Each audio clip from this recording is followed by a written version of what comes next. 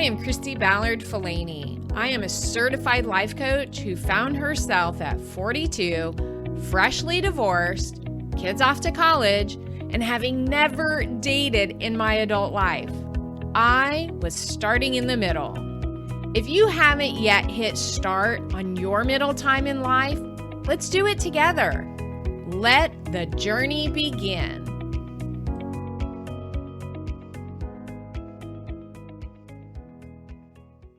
Well, hello there. You are listening to Start in the Middle, episode 40. That's right, episode 40. And if I may say so myself, I am so proud of this podcast. I am so proud of this journey, and I am super, super excited to offer you episode 40. Hey, and in case you ever wondered, what does Coach Christy do when she is in quarantine? This is it. This is what I do. I keep the ball rolling. I keep the show up and about. Yes, I do it in between taking naps and in between taking cough medicine. But you know what? Here I am showing up for me and showing up for you with episode 40.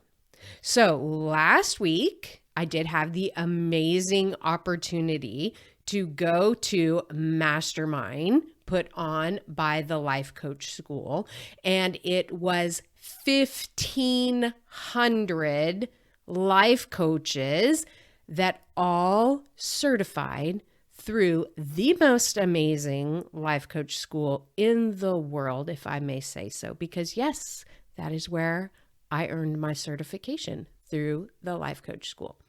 So no harm, no foul, no bad feelings over the fact that I did come home with COVID. And I just want to tell you this, is that we each had to have a negative COVID test before we could even enter the conference. They were very adamant about making sure that we were safe while we were there, that we were safe before we even walked through the door. Every single person had to have a negative test. There was hand sanitizer everywhere, everything that they could possibly do, any precautions that they could possibly take to keep us safe. However, when you have 1,500 people in the city of Austin, going out, enjoying each other's company, having meals at this restaurant, that restaurant, and meeting up in different areas, and we have this pandemic going on, there is a possibility, okay? So I am in no way, shape, or form frustrated by it, angered by it, or anything like that, because obviously, when we are in the middle of a pandemic, as we are, we have to take our own precautions. And so that was just, the result. And I am feeling better each day. And I am just grateful that my symptoms are not as bad as they could be. Okay? So let's get started here. So this week, I want to talk to you about manuals. Now, I know that I did mention manuals in my last podcast episode, and I have talked about manuals before, but in case you haven't heard about manuals, and in case you don't know, I just kind of wanted to re-explain it, just kind of wanted to talk about it again, because it's always a good idea to bring those things back around so that maybe I say it differently. Maybe you didn't quite understand it the first time around. And so maybe there's some sort of new perspective, or when you hear about it again, it sounds different, it resonates better with you. So that's what I wanted to talk about today, manuals. So as you know, let's say you get a new appliance. Let's say you get a new oven, right? And your oven comes with an operating manual. Inside the manual, it tells you how to install it. Inside the manual, it tells you all of the ins and outs of operating it and operating it at its best feature. So you know exactly how it works, you know exactly how it should work, and you know exactly what you can expect from your new oven, right? And so sometimes what happens is that we have manuals for the relationships that we are in. Sometimes we have these manuals for how we think people should treat us, or we have manuals of how we think they should show up. Right? So just like you have this manual for your oven that tells you exactly how it should work, sometimes without us doing it on purpose, we have those same types of manuals for the people in our world. And what happens when they don't behave according to our manuals, it ends up that we are the ones that are in pain. They often don't even know of our manuals, right? They often don't even know that we think that they should show up for us in this manner, or that we would like for them to do something in this particular way. And part of what is causing us the pain is that we're trying to make them something that they are not. We are trying to fit them into this mold that perhaps they don't want to fit into, and perhaps they just can't, because as human beings, that is their free will, right? As human beings, they get to show up exactly as they want to. So here is a good example from one of my clients. Now, this woman, she is a very high achieving woman. She's very independent. She has a sense of pride for all of the accomplishments that she has achieved in her life. And in our coaching session recently, we discovered a thought that she has been carrying around that is causing her a lot of pain in her relationships with her family. You see, her family, they are so used to seeing her as this strong and independent person that they often don't recognize maybe when she could use some help. Right? They don't recognize that. And so she has this thought, they should know how much help I need. Can you kind of see where the error is here? She went on to say how much she does for everyone else in her family and how much she does for herself to achieve the status of where she's at. So when we are not recognizing that she could use some help, or when her family members were not recognizing that maybe she could use some help, she started to feel alone, even within her close family relationships. And what ended up happening was that she kind of started to stew in her own misery. She felt rejected by her family. She even found herself even lashing out in anger. But not once did she just ask for the help. Not once did she just reach out and say, hey, can you help me in this area? Hey, I really could use some support here. She just assumed that they should know. You see, that's a very tricky thing about manuals.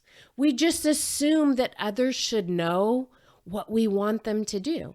They should see us doing all of the things. They should empathize with our struggles when we don't even really voice to them that we're having struggles. When really what they are probably seeing is what looks like, oh man, look at her. She's killing it at being that independent person and thriving. And so they often don't know how they can support us because they don't see that we are having these struggles. They don't know that we actually want them to step up and say, hey, I could really use some help here.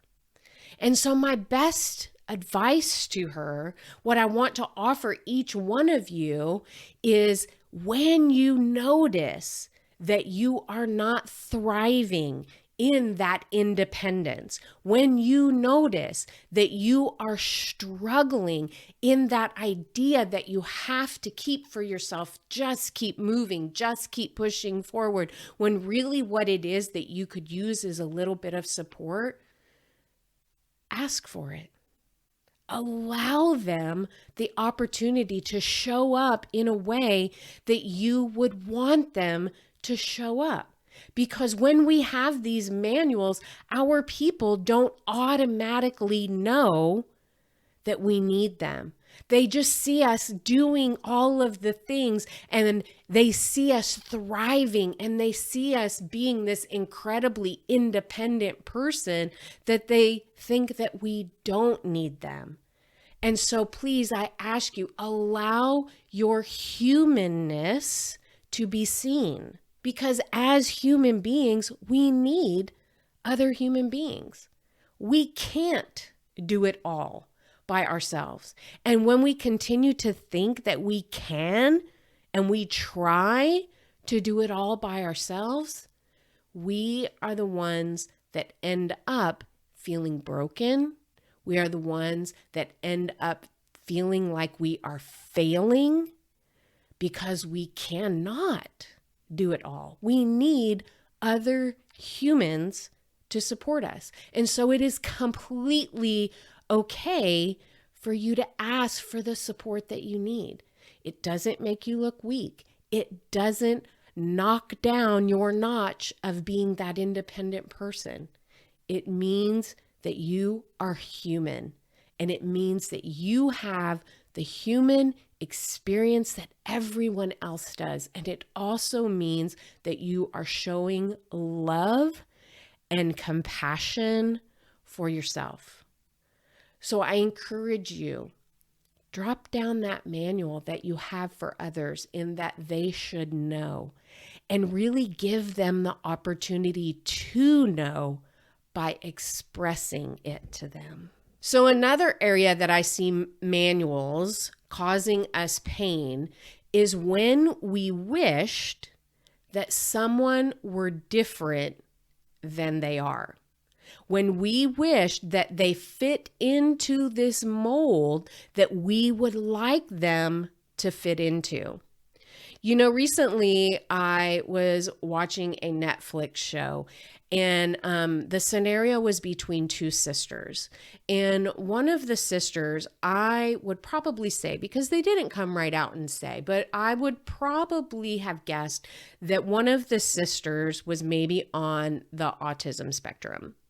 And so something that she had said to her sister really hit home with me, because she said, "I know you wish I were someone different. I know you wish I were someone different."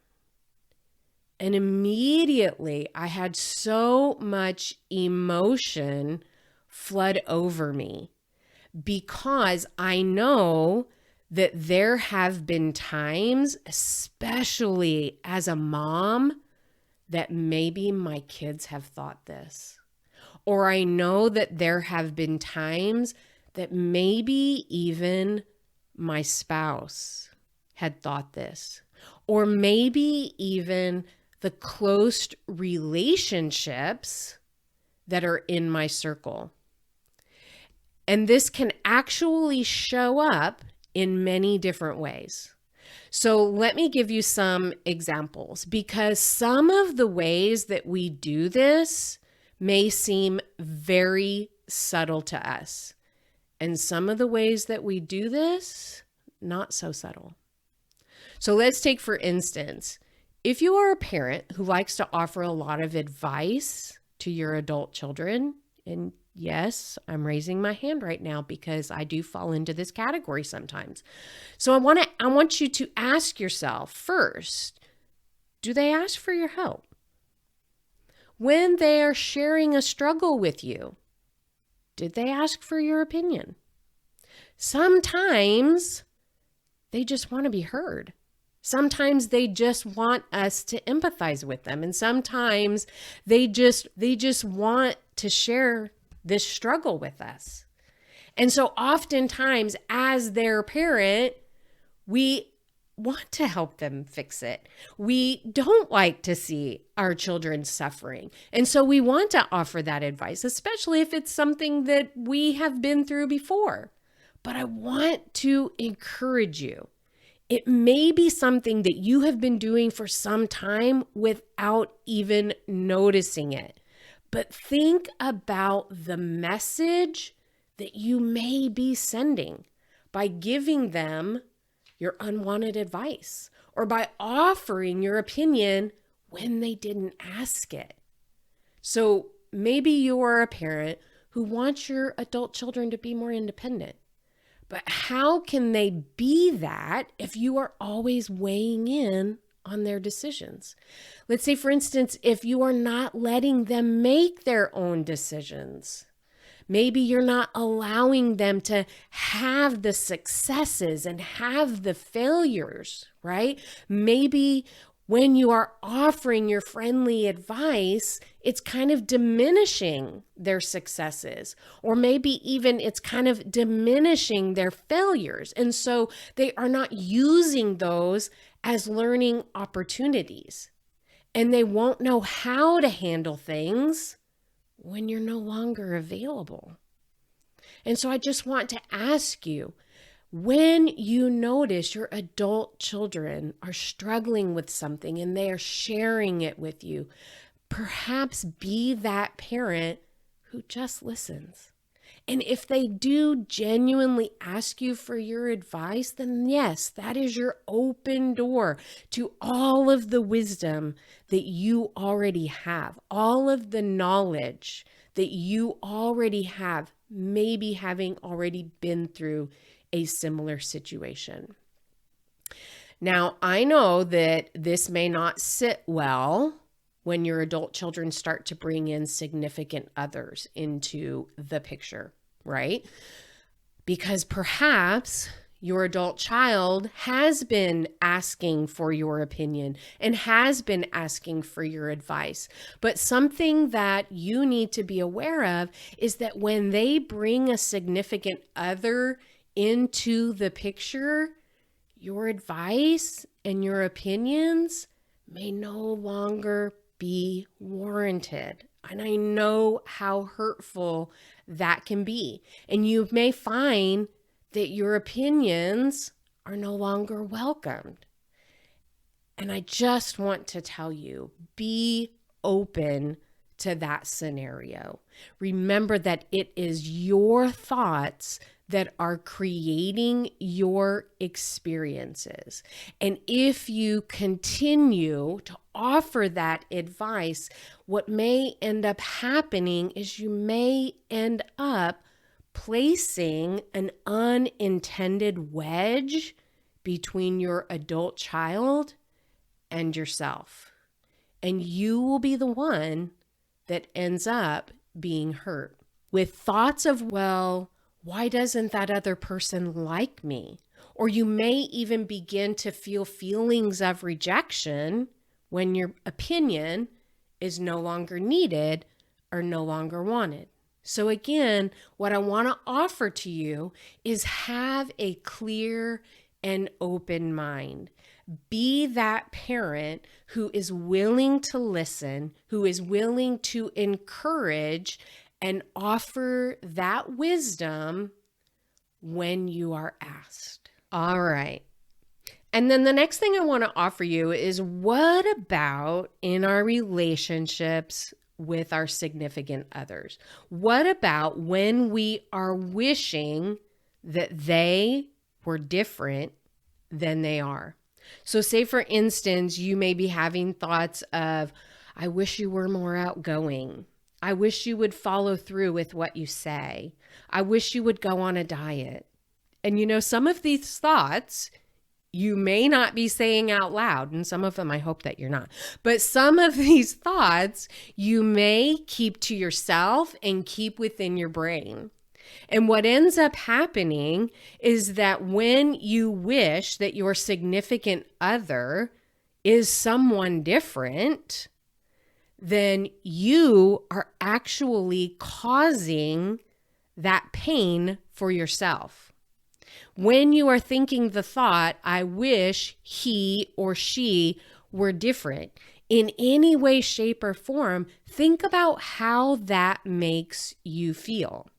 Okay? And as a human being, you are wishing that they were different than they really are. And when we bring this to light, doesn't it seem insanely hurtful?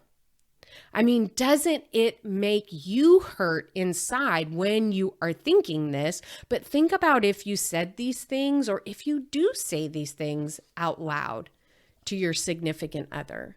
So really what you are doing is that you are using your manual to wish that they are someone other than who they truly are, when the truth is that they will never be who you want them to be.